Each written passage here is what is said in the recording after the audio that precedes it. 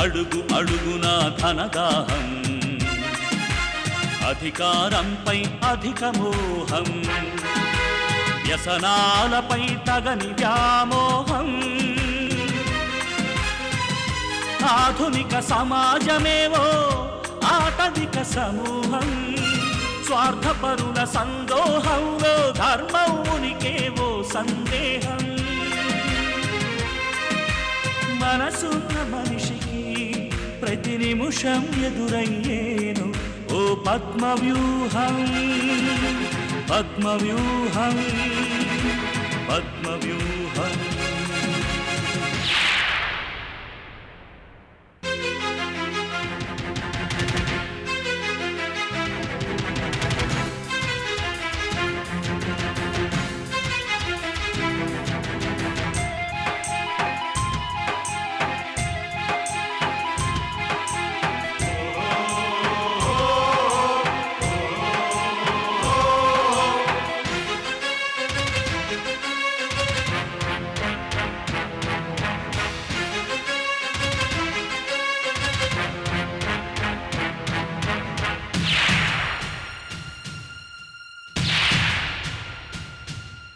ప్రతి కదలిక వెనుక ఓ లాభానికై చింత, అవసరం లేకుంటే అరక్షణమైన నిలువరు నీ చెంత. ఇది కన్నీటినే వేలం వేసే కసాయి సంత, ఇది కన్నీటినే వేలం వేసే కసాయి సంత. విలువలకై వెతుకులాట నేడొక పెద్ద వింత, విలువలకై వెతుకులాట నేడొక పెద్ద వింత.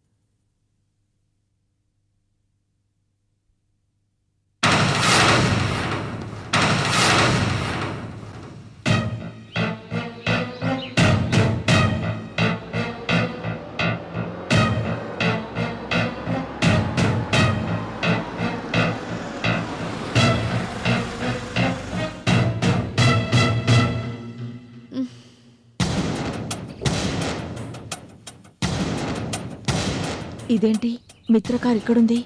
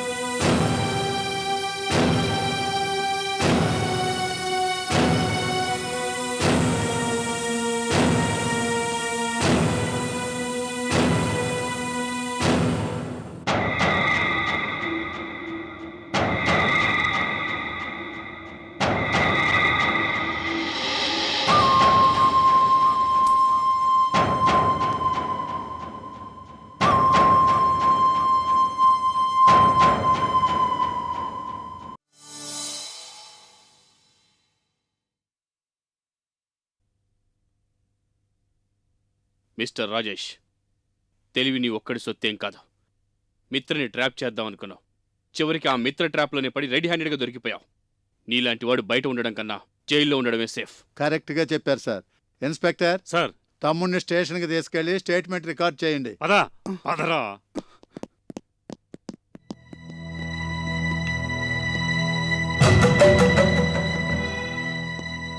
అమ్మా మిత్ర, నువ్వు చాలా అదృష్టవంతురాలివి. గౌరీ లాంటి గొప్ప తల్లికి కూతురుగా పుట్టావు. తనెక్కడున్నా నీ గురించే కలవరిస్తూ ఉండుంటుంది. నీలా తను కూడా తిరిగొచ్చి నిన్ను చూసి మురిసిపోవాలి. నా కూతురు అని అందరికీ గర్వంగా చెప్పుకునేలా నీ కెరీర్ని నువ్వు దిద్దుకోవాలి. అదే నీకు జన్మనిచ్చిన తల్లికి నువ్వు ఇవ్వగలిగే గొప్ప కానుక. గుర్తుంచుకో. పద.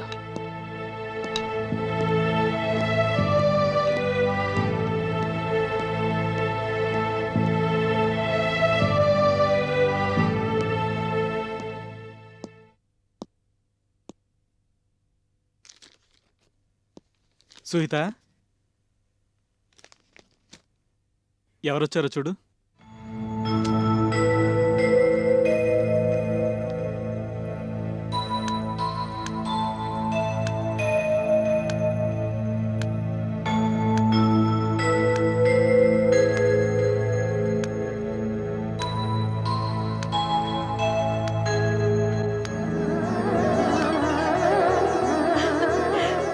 మిత్ర,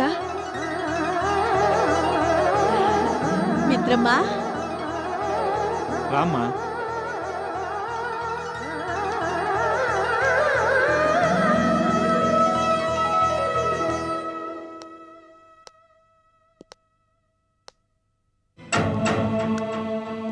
చెప్ప పెట్టుకుని ఎక్కడికి వెళ్ళిపోయావు మిత్ర? నువ్వే వెళ్ళావో, ఎవరైనా నిన్ను బెదిరించి తీసుకెళ్లారో అని ఎంతో కంగారు పడ్డాం. అంతకన్నా ఎక్కువగా బాధపడ్డాం. ఏదేమైనా నువ్వు తిరిగి వచ్చేసావు. చాలా సంతోషంగా ఉంది. అందరినీ వదిలేసి ఎక్కడికి వెళ్ళిపోయావమ్మా? నాన్నగారైతే నీకోసం ఎంత బెంగెట్టుకున్నారో తెలుసా? ఎక్కడ అడ్జస్ట్ అవ్వలేను నువ్వు. ఎక్కడున్నావో, ఏం బాధలు పడుతున్నావో అని రోజు అనుకునేవాళ్ళం. అవునమ్మా, ఇన్నాళ్ళు ఎక్కడున్నావు? పెంచలమ్మా, అవన్నీ తర్వాత మాట్లాడుకుందాం. మిత్రగది రెడీగానే ఉందిగా. రోజు శుభ్రం చేసి ఉంచుతున్నాను బాబు. మిత్రమ్మా, ఇన్నాళ్ళు ఎక్కడున్నావో ఏం తిన్నావో చక్కగా తలకి స్నానం చేసి దేవుడికి దీప పెట్టి దండం పెట్టుకో. నేను నీకు ఇట్టమైనవి అన్నీ వండి పెడతాను. చక్కగా భోజనం చేద్దు గాని. నాన్న, మిత్ర వచ్చిందని తెలిస్తే అమ్మ కూడా ఎక్కడున్నా వచ్చేస్తుంది కదూ? వస్తుందమ్మా. మీ అమ్మకు మీరిద్దరూ రెండు కళ్ళు. మీకోసమైనా తప్పకుండా వస్తుంది. కూతుళ్ళంటే మీకు ప్రేమే కదా బాబు. అవును పెంచలమ్మా, ఆడపిల్లలంటే బరువు బాధ్యత అనుకుంటారు, కానీ అభిమానాన్ని పంచిచ్చేది వాళ్లే. కష్టాల్లో కన్నీళ్లు తుడిచేది వాళ్లే. అత్వారింట్లో ఉన్న పుట్టింటి మీద మమకారం మాత్రం అలాగే ఉంటుంది. పుట్టింటి పరువు నిలబెట్టేది కూడా వాళ్లే. అందుకే మిగతా ఆస్తుల సంగతి ఎలా ఉన్నా నా కూతుళ్ళే నాకు అసలైన ఆస్తి అనుకుంటాను.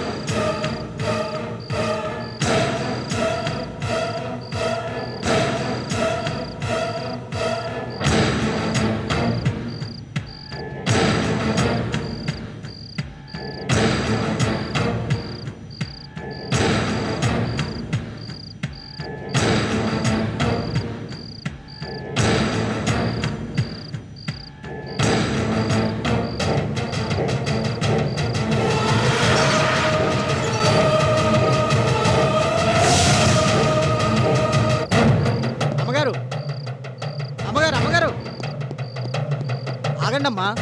ఇంత రాత్రిపూట ఎక్కడికి వెళ్తున్నారమ్మా? మిత్ర మిత్ర మిత్రమ్మ లోపల ఉన్నారమ్మా. కావాలంటే అయ్యగారిని అడుగుదాం పదండి.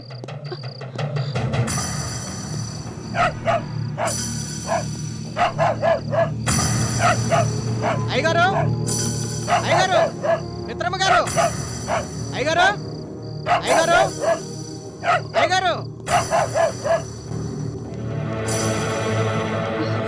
అమ్మా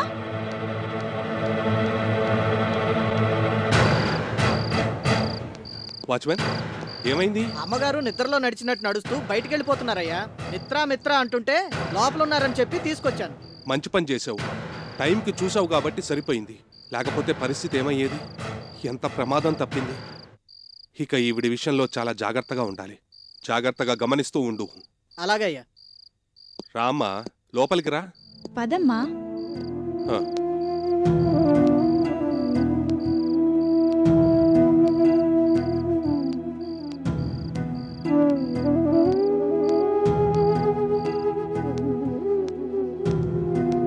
ఎక్కడికమ్మా బయలుదేరావు? మిత్ర మిత్ర మిత్ర వస్తుందమ్మా. మిత్ర కోసం వెతుకుతున్నాం. తప్పకుండా వస్తుంది. మన ఇంటికి వస్తుంది, నీ దగ్గరకు వస్తుంది, నీతోనే ఉంటుంది. రాత్రిపూట నువ్వు అలా బయటికి వెళ్ళకూడదమ్మా.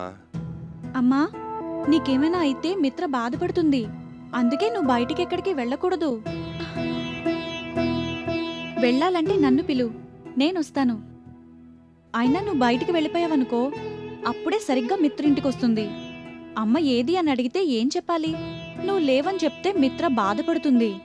అందుకని నువ్వు బయటికి ఎక్కడికి వెళ్ళకూడదు, ఇంట్లోనే ఉండాలమ్మా. తీసుకెళ్లి పడుకోబెట్టమ్మా. అలాగే తాతయ్య. రామ్మా.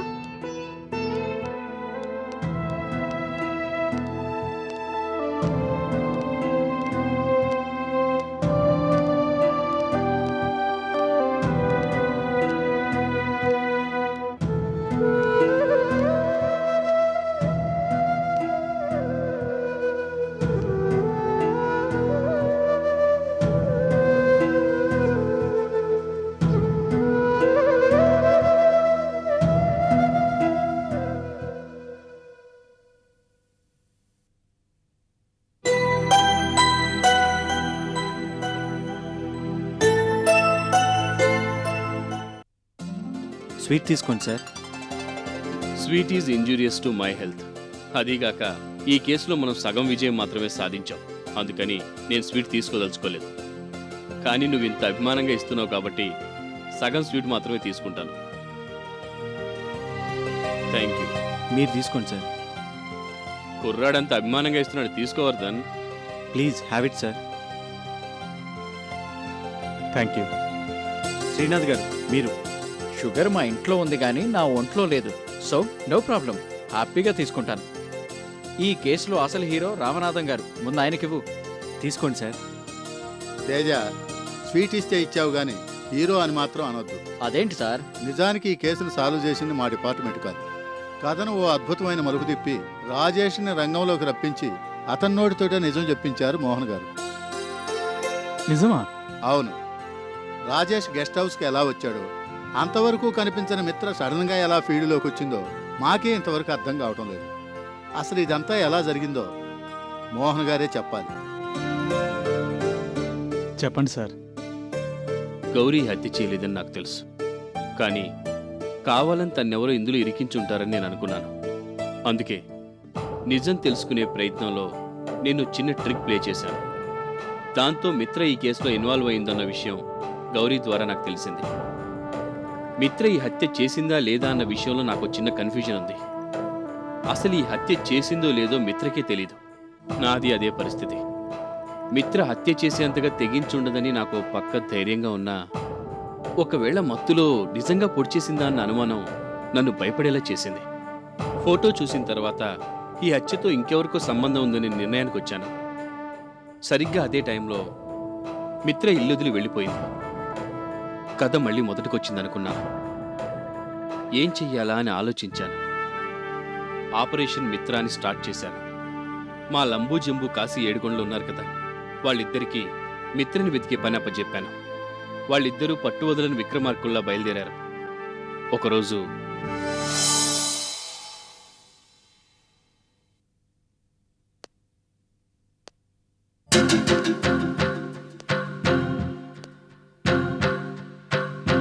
తాతాజీ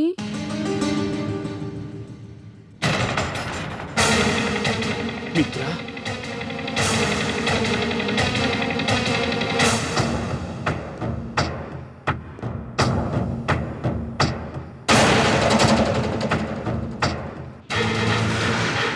ఇల్లొదిలి ఎక్కడికి వెళ్ళిపోయావు? నీ జీవితంలో ఇప్పటి వరకు ఒక్కటైనా మంచి పని చేసావా? నాకు సమాధానం కావాలి, చెప్పు. నువ్వేమైపోయావో అని కంగారు పడుతూ ప్రతి క్షణం నీ గురించి ఆలోచిస్తూ ఎంత నరకం అనుభవించావో తెలుసా?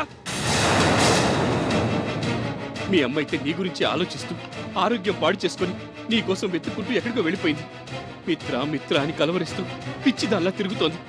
ఎందుకు ఎందుకు ఆ తల్లికి కర్మ? నీలాంటి దుర్మార్గురాలని కూతురి కన్నందుక? ఆవిడ నేనేమన్నా వెళ్ళమన్నానా? నోర్మోయ్! తాతాజీ ఛీ! నువ్వు అసలు మనిషివేనా? ఇంతమందిని బాధ పెట్టి కన్న తల్లిని హింసించి నువ్వేం సాధించాలనుకుంటున్నావు? అసలేంటి నీ శాడిజం? ఎవరి మీద నీ పగ ప్రతీకారం? చెప్పు, ఎక్కడికి వెళ్ళిపోయావు? ఎవరు వెళ్ళమంటే వెళ్ళిపోయావు? గతంలో ఒకసారి ఇలాగే ఇల్లొదిలి వెళ్ళిపోతే ఎలాంటి భయంకరమైన పరిస్థితుల నుంచి తప్పించి తిరిగి తీసుకొచ్చాడో ఈ తాతాజీ మర్చిపోయావా? అసలు తాతాజీకనే చెప్పాలనిపించలేదా నీకు? నాకే పాపం తెలియదు తాతాజీ. ఫోటోలు చూపించి నేనే హత్య చేశానని బెదిరించి ఒకడు నన్ను బ్లాక్మెయిల్ చేశాడు. డబ్బు ఇమ్మని అడిగాడు. ఒకసారి మీ దగ్గర తీసుకొని ఇచ్చాను. మళ్ళీ మళ్ళీ అడిగేవాడు.